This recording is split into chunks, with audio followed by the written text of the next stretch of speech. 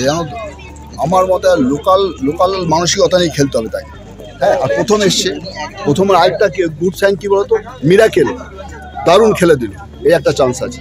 এরকম একটা ঘটনা হয়েছে বহুদিনে, সেই ধরো 60-এর দশকে নূর থাকতে হলো শ্রীলঙ্কায়, ওনাকে এনে ওই সময় ধর জেসিগো যাই ছিল তারা ডাইরেক্ট খেলে দিয়েছে বড় ম্যাচ এবং ভদ্রলোক গোল করেছিল।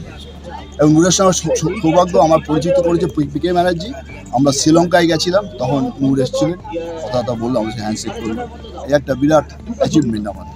ইস্ট বেঙ্গল যে জায়গায় দাঁড়িয়ে রয়েছে তাতে কিন্তু ডিফেন্সিভ লাইনটা স্ট্রং করা আরও বেশি জরুরি, কারণ সামনেই আছে এফসি কাপের পরবর্তী পর্ব এবং তারপর সুপার কাপ। মরশুম কিন্তু এখনও শেষ নয়, কিন্তু সেদিকে দেখা যাচ্ছে হিজাজি মায়ের সম্পূর্ণ মরশুমের জন্য মাঠের বাইরে। ক্লেটন সিলভারও অনিশ্চিত এখনও, নেক্সট 20 দিনের ওপর ডিপেন্ড করছে। সেই জায়গায় দাঁড়িয়ে ইস্ট বেঙ্গলের দল গঠন, মানে বিদেশি চয়নটা কি আপনি সঠিক বলে মনে করছেন? অনেক সঠিক হয়নি, যেমন সাইড ব্যাকের প্রবলেম, উইংয়ের প্রবলেম। উইং মাস্ট, মুম্বাইরা ভালোভাবে উইংয়ের জন্য ভালো খেলছে। হ্যাঁ, স্ট্রাইকার দরকার, দুটো সাইড ব্যাক ভালো না, বুঝলেন, আর গোলকিপারটা অসাধারণ খেলছে। এই জন্য ইস্টবেঙ্গল বেঁচে যাচ্ছে, বেশি গোল খাচ্ছে না, বেশি গোল খাচ্ছে না, এই একটা প্লাস পয়েন্ট। এই দলটাকে তো আপনি দেখছেন এফসি কাপে কতটা আশাবাদী, কারণ 3 তারিখেই কিন্তু ঘরের মাঠে ইস্ট বেঙ্গল খেলবে এবং তারপরে ফিরতি ম্যাচ 8 কিংবা 9 তারিখ।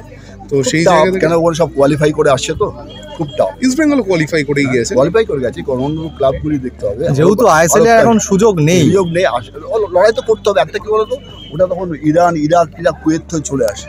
হ্যাঁ, ওরা আমাদের চেয়ে একটু আগিয়ে আছে।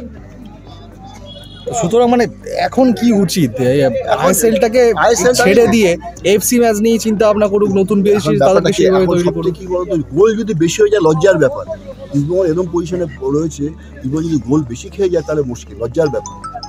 এই একটা খবর।